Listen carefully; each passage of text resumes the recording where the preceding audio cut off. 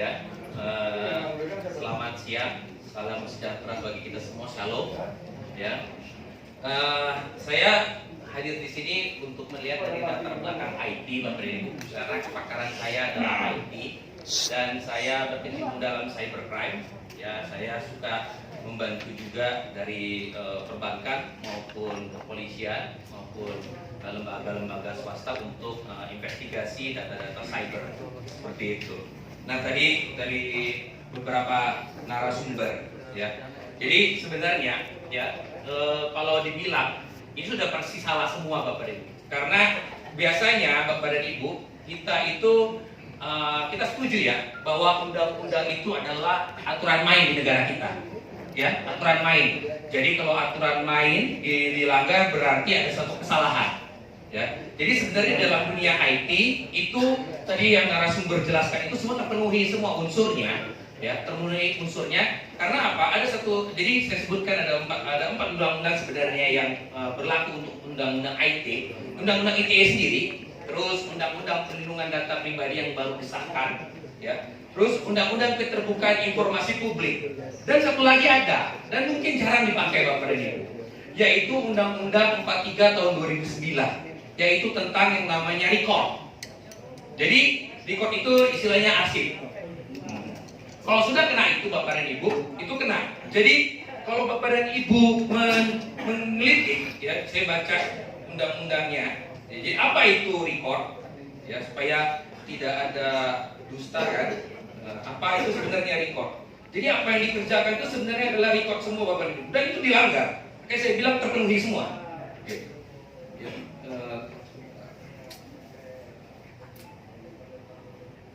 Oke, jadi apa itu record? Ya, rekaman kegiatan. Jadi yang namanya kita mencoblos, membuat aplikasi sampai aplikasi itu jadi, ya rekaman kegiatan itu harus terekam, Bapak dan Ibu, terekam, ya. Atau peristiwa. Jadi apa yang dilakukan oleh si foto, yang melakukan foto sampai dia sampai ke server itu harus record, ya, harus record, ya. Peristiwa dalam berbagai bentuk Bapak Ibu, tidak ada lagi yang dan media sesuai dengan perkembangan teknologi informasi. Jadi kalau orang bikin coding tidak memenuhi ini, artinya dia lalai dalam menggunakan undang-undang. Itu udah lalai, ya, udah lalai. Ya. Tapi kalau lalainya banyak, ya berarti itu sistematis, gitu. Ya. Teknologi informasi dan komunikasi yang dibuat dan diterima oleh lembaga negara, pemerintah daerah, lembaga pendidikan, perusahaan, organisasi politik, organisasi kemasyarakatan, dan perorangan dalam pelaksanaan kehidupan bermasyarakat, berbangsa, dan bernegara. Jadi, kalau Bapak dan Ibu tadi lihat dari prosesnya penelitian sampai algoritmanya, maka harus ada audit forensik. Sehingga laporan dari Bapak dan Ibu yang menyatakan oh pemilu ini curang, itu harus dibuktikan oleh yang kita tuduh. Jadi kalau seandainya, contoh yang paling gampang kita tanya, tata kelola KPU bagaimana IT-nya? Kalau dia tidak bisa menampilkan data itu, temuan satu, ya, itu tata kelola IT. Kedua, standar dalam membangun aplikasi. Standar dalam membangun aplikasi itu banyak Bapak dan Ibu. Bahkan sampai proses aplikasi itu running, itu ada yang namanya tahapan. Tadi beliau ini sudah jelasin bahwa tidak langsung gitu. Apalagi tiba-tiba tadi versi beta yang dipakai. Woi, ngeri banget. Gitu. Kalau itu bisa dikonfirmasi dan itu benar, itu bukan hoax berarti. Begitu. Jadi begini Bapak dan Ibu. Jadi itu harus rilis. Jadi terakhir itu harus ada namanya press release. Dan setiap tahapan itu harus terdokumentasi dengan baik. Misalnya versi 01 adanya ini, versi 02 adanya ini, sampai versi yang rilis. Lengkapnya apa?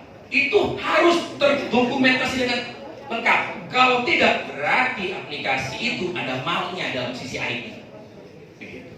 Jadi belum terpenuhi. Jadi Bapak dan Ibu tinggal tanyakan aja itu, dan mereka harus bisa membuktikannya, karena itu adalah kebutuhan publik. Apalagi ada kebutuhan informasi publik, itu konsumsi publik, maka harus KPU menjelaskannya, begitu. Bukan kita, karena kita kan nggak punya hak untuk bisa bisa melakukan itu. Begitu. Jadi KPU yang punya, bahkan sampai sourcebot, bahkan di undang-undang ITE maupun undang-undang turunannya di PP-nya yang saya baca begitu, karena saya sering juga forensik. Jadi biasanya saya melihat terpenuhi nggak begitu. Ada nggak memang terpenuhi unsurnya? Kalau ada ya berarti memang dari IT ya terpenuhi begitu. Karena IT itu nggak bisa bohong Bapak dan Ibu. Jadi kalau IT itu sudah melakukan A, ya A. Kalau dilakukan perubahan penyimpanan, itu sudah melanggar Undang-Undang 43 tahun 2009. Karena apa? Sudah menghilangkan sebuah peristiwa apa yang sebelumnya. Itu dilanggar. Begitu. Karena apa? Di Undang-Undang 43 tahun 2009 itu harus berbicara Bapak dan Ibu. Jadi misalnya dia melakukan edit, apa yang diedit? Jam berapa? Dia melakukan apa? Apa aksinya? Harus tercatat pada sistem informasi. Begitu. Jadi kalau enggak, ya udah pasti itu sistemnya yang kacau, yang membuatnya. Makanya mungkin saya ambil karena IT itu Bapak dan Ibu kan programming. Itu berarti orang yang di belakangnya sudah otaknya sudah memang ingin jahat. Gitu. Niatnya udah jahat. Kenapa? Karena tidak ada unsur ingin memenuhi undang-undang. Gitu loh. Karena kalau kita bikin kode Bapak Ibu, saya sudah banyak bikin aplikasi begitu banyak. Baru kali ini saya lihat. Baru kali ini Bapak Ibu, apalagi skala nasional, modelnya begitu. Baru sekali ini. Gitu. Yang masif gitu, aneh gitu. Saya jadi orang IT aja yang suka bikin produk, kok gini ya? Gitu, aneh. Gitu. Ini yang Bapak Ibu bisa gali. Jadi harus memang apa ya, benar-benar yang namanya sistem itu tidak sembarangan. Apalagi tadi ada servernya ada di Alibaba atau terkonfirmasi. Bapak Ibu, kalau di dalam tata kelola IT itu harus terbagan. Jadi kenapa harus ada Alibaba Cloud? Itu harus ada yang namanya justifikasi. Harus ada justifikasi. Karena apa? IT auditor akan nanya, kenapa harus A? Kenapa bisnis prosesnya harus B? Begitu. Itu harus perluannya. Lalu ada lagi namanya dokumen namanya manajemen risiko. Apakah sudah ada dokumen manajemen risiko? Kalau seandainya input data lalu satu rakyat Indonesia protes. Nah, itu dia. Ada nggak nilainya? Ada nggak dokumentasi bahwa kalau protes ini nilainya 5, 4, 3? Kalau orang IT auditor pasti tahu Bapak Ibu. Gitu. Jadi bukan seperti kemarin saya nonton, ya silakan aja BPK audit. Ini bukan soal uang Bapak Ibu. Ini bukan soal uang. Ini soal bagaimana bisnis proses IT berjalan sesuai dengan ketetapan yang diharapkan oleh masyarakat. Begitu.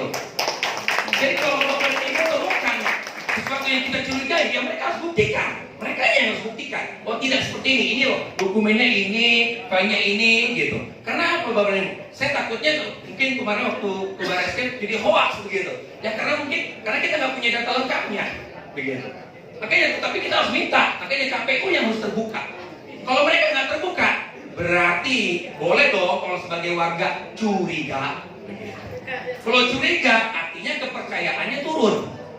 Nah, untuk apa keterbukaan informasi publik kalau begitu? Undang-undang itu, gitu. Jadi sudah banyak yang dilanggar, gitu loh. Jadi saya juga bingung gini, kenapa ya orang bikin sistem kok dilanggar semua undang-undang, gitu. Ya buktinya ada satu undang-undang yang berhubungan dengan batas usia, akhirnya jadi disahkan gitu. Nah, mungkin dia kelewatan untuk merevisi, gitu loh, undang-undang itu. Jadi ya begitulah jadinya. Jadi ini yang saya bilang Bapak dan Ibu, jangan sampai kalau saya dari sisi IT hanya melihat bahwa banyak sekali kecurangan dalam sistem ya, yang tidak terbuka karena belum dibuka ya.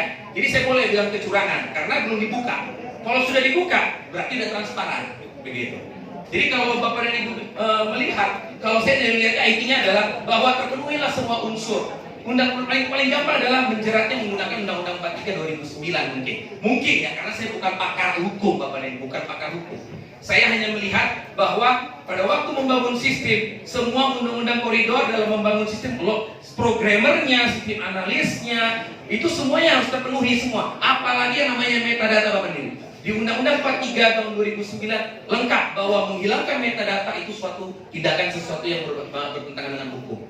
Nah itu Bapak dan Ibu, itu yang bisa saya bagi share ya, dari saya rangkum dari narasumber, semuanya bisa terpenuhi. Ya, sangat terpenuhi dan bisa dilakukan ya, dan itu bisa ditindaklanjuti seperti itu. Jadi gunakanlah mungkin koridor-koridor hukum yang bisa dipakai begitu. Itu saja Bapak dan Ibu, karena saya latar belakang IT. Terima kasih.